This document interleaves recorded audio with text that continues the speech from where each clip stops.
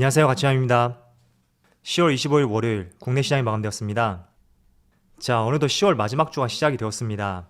그래도 오늘 코스피와 코스닥의 흐름을 보시면 전약 후강 패턴이 나왔고 코스피는 0.5%, 그리고 코스닥은 오전장과 다르게 오후장이 상승을 보여주면서 약보합으로 마무리되었습니다.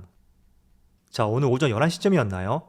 저는 키움증권을 사용했는데 한 30분 정도 접속이 안 되더라고요. 그리고 기사를 살펴보니까 KT에서 디도스 공격을 받았다는 기사가 있었는데 저는 사실 SKT를 쓰거든요. 그런데도 인터넷은 잘 사용이 되었는데 유독 증권사만 접속이 안 되더라고요. 그래서 이 부분 때문에 조금은 피해를 보신 분들이 계실 것 같아요. 그래서 앞으로는 이런 일이 발생되지 않도록 확실한 조치를 취했으면 좋겠습니다. 자, 오늘 시가총액 상위 종목들을 살펴보면 오늘은 오랜만에 포스코의 흐름이 좋았었고 또 자동차 관련주의 흐름이 양호했죠. 그리고 은행주의 흐름도 좋았었고 또 2차전지 쪽은 차별화가 있었던 것 같아요. 그렇지만 대형주인 삼성 SDI하고 LG화학 오늘은 보합권 내에서 마무리가 된 것 같습니다. 그리고 코스닥. 자, 코스닥은 오늘 2차전지 소재기업 중에서 LNF의 하락이 조금 돋보이는 것 같습니다. 에코프로비엠하고 첨보 이 두 기업은 그래도 밑꼬리를 달면서 선방을 해줬다고 보여지거든요. 그런데 LNF는 조금 아쉬운 모습을 보여주었죠. 자, 그리고 컨텐츠 관련주들 오늘 대부분 급락이 나왔던 하루였습니다. 여기에 대한 제 생각은 조금 뒤에서 말씀을 드려보고요. 이어서 수급을 한번 살펴볼게요. 먼저 코스피는 오늘 기관과 외국인의 순매수가 들어왔고 4거래일 만에 오늘 상승이 나왔죠. 외국인과 기관은 소폭이지만 오늘 계속 순매수하는 모습을 보여주었고 이 부분이 장 막판까지 이어졌던 것 같습니다. 그리고 코스닥.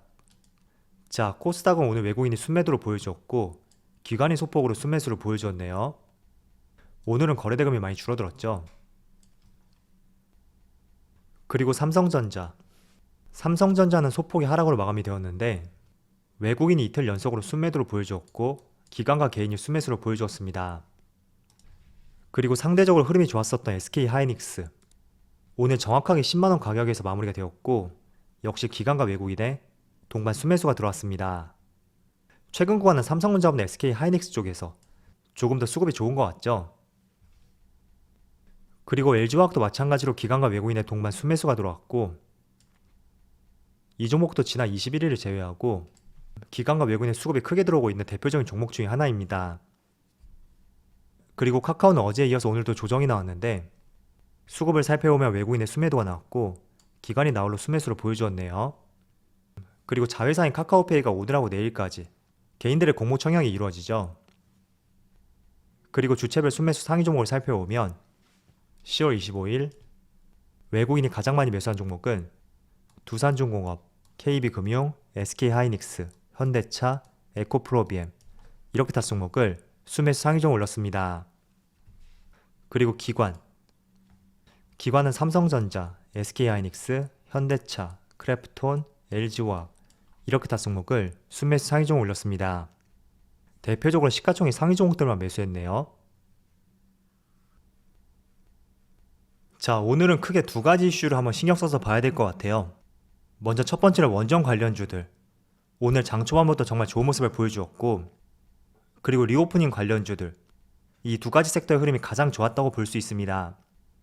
자, 먼저 두산중공업 같은 경우에는 지금 촬영 시점이 오후 1시쯤 되었는데 이 무거운 종목이 지금 14% 가까운 급등이 나오고 있어요.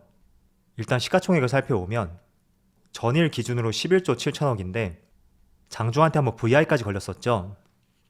그리고 한전산업 이 종목도 7% 이상의 상승이 나오고 있고 한전기술은 12%, 또 중소형주 중에서 가장 흐름이 좋은 일진파워 이 종목도 15% 가까운 급등이 나오고 있습니다.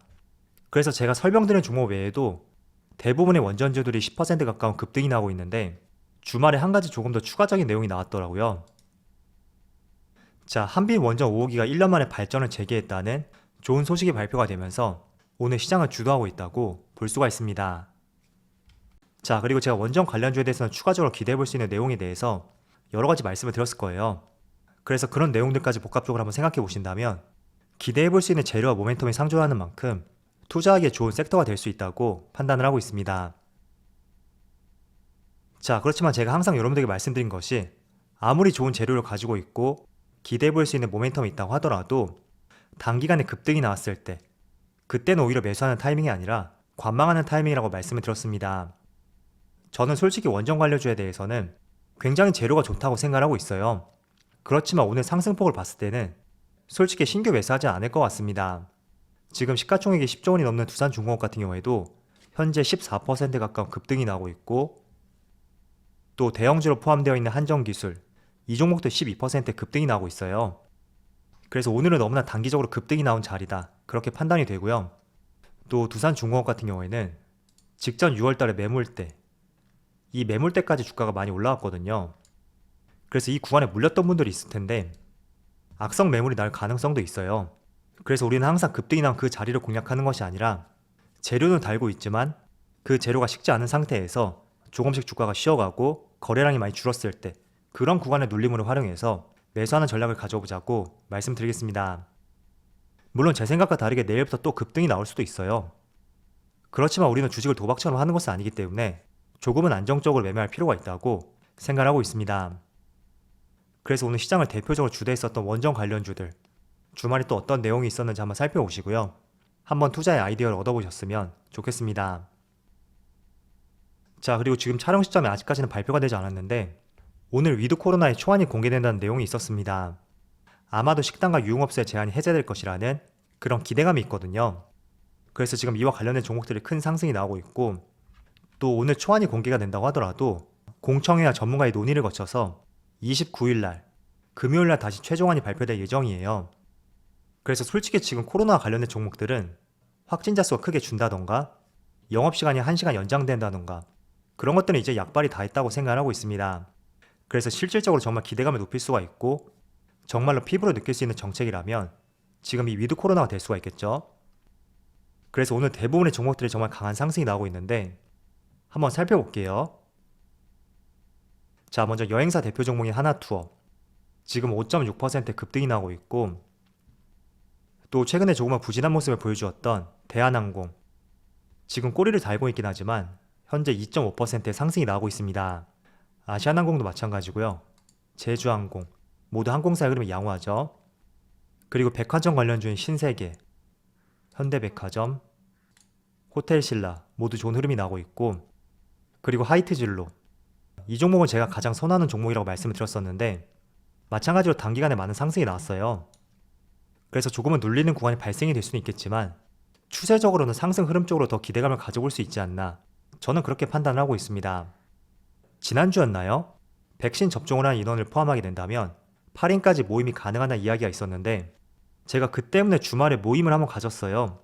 대학원 친구들하고 모임을 가졌었는데 확실히 술을 많이 먹게 되더라고요. 그래서 이런 종목은 술 소비량이 폭발적으로 증가할 수 있다는 이런 기대감이 상존하는 종목인 만큼 그런 관점을 한번 관심을 가져보는 것도 좋을 것 같습니다. 자, 그래서 오늘 시장을 가장 크게 주도했었던 두 가지 업종들, 첫 번째는 원전 관련주들, 그리고 두 번째는 리오프닝 관련주들, 이 종목들은 재료가 상존하는 만큼 계속 관심을 가져야 되는 업종이라고 판단이 되고요.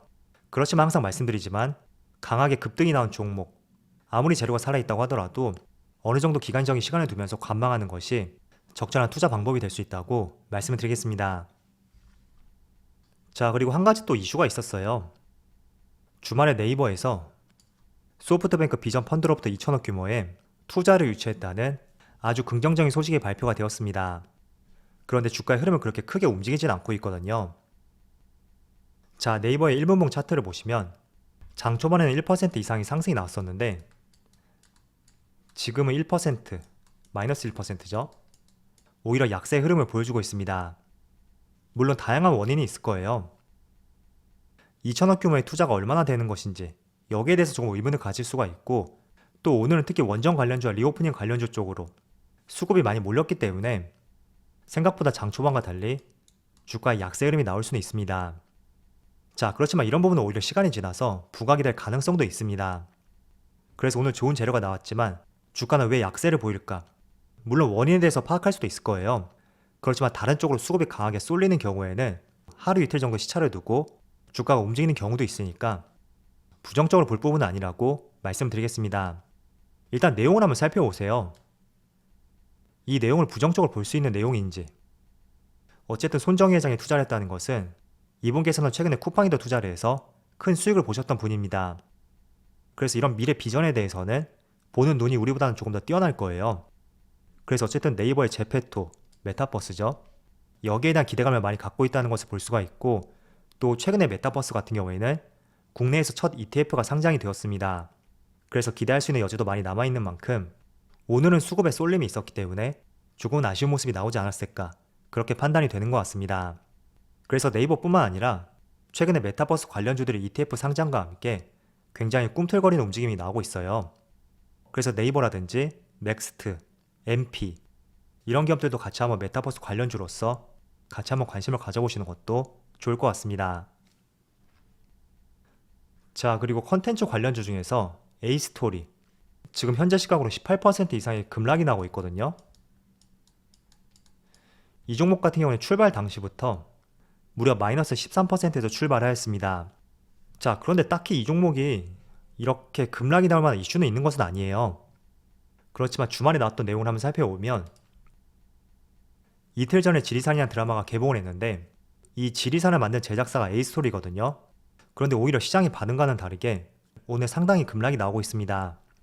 여기 기사 타이틀을 보시면 어색한 CG 때문인가? 이런 의견도 있어요. 물론 정확한 내용은 알 수는 없겠지만 이 지리산을 배경으로 한 CG가 정말 좋지 못하다, 이런 의견이 꽤나 나오고 있더라고요. 그래서 그런 부분 때문에 정말 폭락이 나온 것인지 거기에 대해서는 정말 알 수는 없겠지만 어쨌든 오늘 A스토리뿐만 아니라 뉴도 마찬가지고요. 그리고 스튜디오 드래곤, 이 종목도 3% 이상의 급락이 나오고 있죠. 그리고 쇼박스도 마찬가지고요. 자, 그래서 전반적으로 A스토리에 문제가 있는 것은 아니라 대부분의 컨텐츠 관련주에 급락이 나오고 있다, 그렇게 판단해 볼 수가 있을 것 같아요.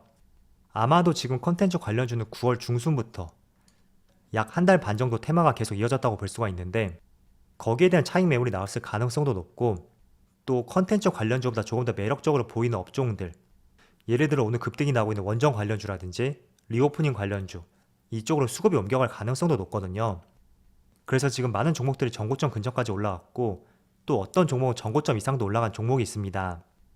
그리고 기대감에 의해 주가가 많이 상승이 나왔던 기간이 한 달 이상 소요가 됐던 만큼 이제는 조금은 조심할 부분이 되지 않았을까, 그런 판단이 되고요. 그렇다고 하더라도 지금 이 테마가 오늘 급락이 나왔다고 완전히 종료됐다고는 볼 수는 없을 것 같아요. 그래서 조심할 구간은 맞지만 어쨌든 테마가 꺼졌는지에 대해서는 조금 더 시간을 두고 관망할 필요가 있다고 보여지는 것 같습니다. 그래서 항상 돈이라는 것이 한정된 자금에 의해서 움직인단 말이죠. 작년처럼 계속 통화량이 증가하지 않는다면 한정된 자금들이 이동할 수밖에 없습니다. 그래서 어떤 섹터에 강한 상승이 나왔고 기간적으로도 많은 상승이 나왔다면 충분히 다른 섹터 쪽으로 이렇게 돈이 옮겨갈 가능성이 있으니까 이런 부분은 조금은 시장의 논리를 이해해 보시는데 하나의 팁으로서 생각해 보신다면 좋을 것 같습니다. 자, 오늘 장 초반에 코스피 지수가 그렇게 좋은 흐름은 아니었는데 장중한테는 0.7%까지도 급락이 나왔었거든요. 그런데 지금은 빨간불을 보여주고 있어요. 여전히 시장은 힘을 가지고 있다고 저는 판단이 되고요. 이번 주는 21선을 강하게 돌파할 수 있는 그런 한 주가 되기를 기원해 보겠습니다. 자, 그럼 오늘 영상 여기서 마치도록 하고요. 언제나 여러분들의 성공 투자를 기원하도록 하겠습니다. 감사합니다.